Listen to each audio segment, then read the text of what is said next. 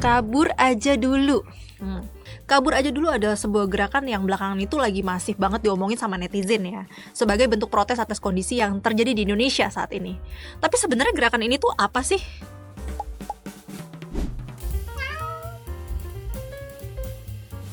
Buat kalian yang nggak tahu apa itu hashtag kabur aja dulu, hashtag ini tuh muncul sebagai reaksi atas kondisi yang terjadi di Indonesia belakangan ini.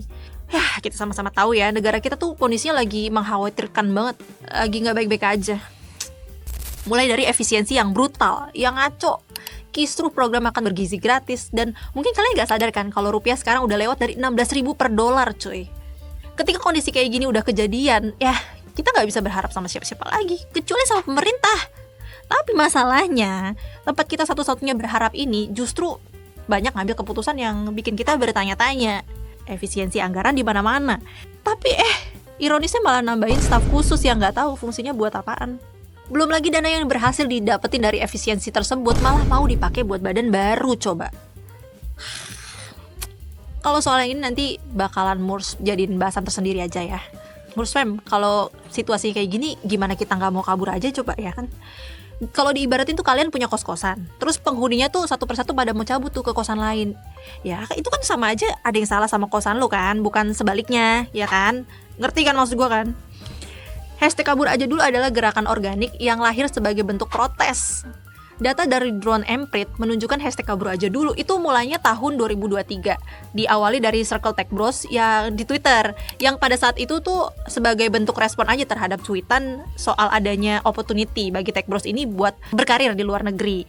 Tapi lama-kelamaan hashtag ini tuh makin rame tuh setelah Mincot mulai nge-tweet menggunakan hashtag ini pada tanggal 14 Januari 2025. Terus puncaknya itu terjadi di 6 Februari 2025 lalu ketika sebuah akun bernama @berila_enidris merespon tuh tweet dari Mas Petra Barus. Nah baru tuh hashtag ini jadi makin rame lagi kan digunain bahkan di luar circle-nya Tech Bros tuh. Nah sekarang kita coba cek datanya ya. Apakah pekerja di Indonesia perlahan-lahan udah mulai yang banyak bermigrasi keluar? Nah, ternyata di antara tahun 2019 sampai 2022 itu sekitar 4.000 warga Indonesia yang ada di rentang usia 25 sampai 35 itu berganti kewarganegaraan jadi warga negara Singapura. Nah, terus tahun 2023 sekitar 6 sampai 9 juta warga Indonesia tercatat sebagai diaspora menurut catatan Kemenkumham. Dan di tahun 2019 itu survei dari YouGov juga menunjukkan 63% warga Indonesia mempertimbangkan untuk pindah ke luar negeri. Separah itukah negara ini? Kalian sendiri termasuk dari 63% ini gak sih? Kalau surveinya dijalanin sekarang, kayaknya gue yakin deh angkanya bakal bertambah terus. Nah, alasan teman-teman kita dan mungkin aja kita sendiri ya pengen kabur aja dulu tuh sebenarnya beragam. Kayak mulai banyaknya kesempatan kerja yang lebih baik di luar negeri, kenaikan gaji yang udah pasti lebih memuaskan, sampai karena frustasi dengan kondisi yang terjadi di negara kita tercinta ini. Tapi meskipun demand-nya banyak, ya sayangnya cuma sedikit dari mereka yang akhirnya bisa berhasil relocate keluar. Data dari OECD juga bilang kalau jumlah TKI jadi jauh menurun tuh. Dari yang tadinya di angka 645.000 di tahun 2006 itu jadi turun tuh pas tahun 2017 jadi cuma 275.000. Dengan masifnya gerakan ini juga sebagai tanda ya bahwa saingan kalian untuk kerja di luar negeri tuh bakal semakin bertambah. Nah, yang perlu kalian ingat untuk ngambil keputusan merantau di tempat yang beda zona waktu, budaya, bahasa dengan tanah kelahiran kita itu bukan keputusan yang gampang cuy.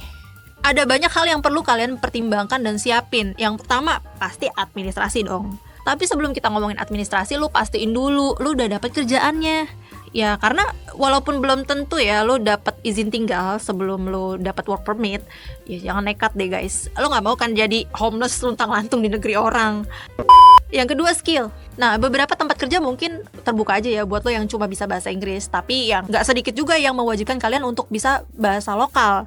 Kayak negara Jerman, Jepang, Korsel, Qatar gitu. Nah biasanya kemampuan berbahasa tuh juga jadi salah satu syarat biar bisa keterima. Jadi ya sebelum kalian lempar lowongan sana sini, pastiin deh kalian udah nguasain bahasa lokal di negara tempat tujuan kalian. Lebih bagus lagi kalau udah ada legitimasi dalam bentuk sertifikat. Nah, ayo coba belajar dari sekarang ya dek ya. Nah, terakhir riset. Lakukan riset tentang biaya hidup di kota tujuan. Jangan sampai ketika lu udah berhasil relocate ke sana, ternyata masalahnya sama baik. Gaji cuma mampir doang. Jangan lupa cari banyak referensi dari orang yang udah di sana duluan.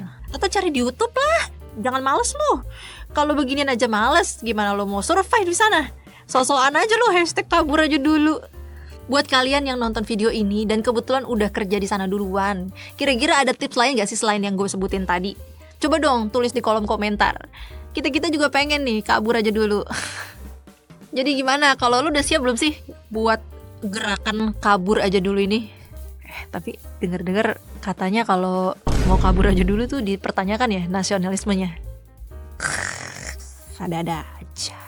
Anyways, kalian kalau bener-bener ngebuk pengen banget keluar negeri, tolonglah lebih aware, dibaca dulu semua persiapannya tuh bener-bener mateng dulu, karena banyak scamming guys.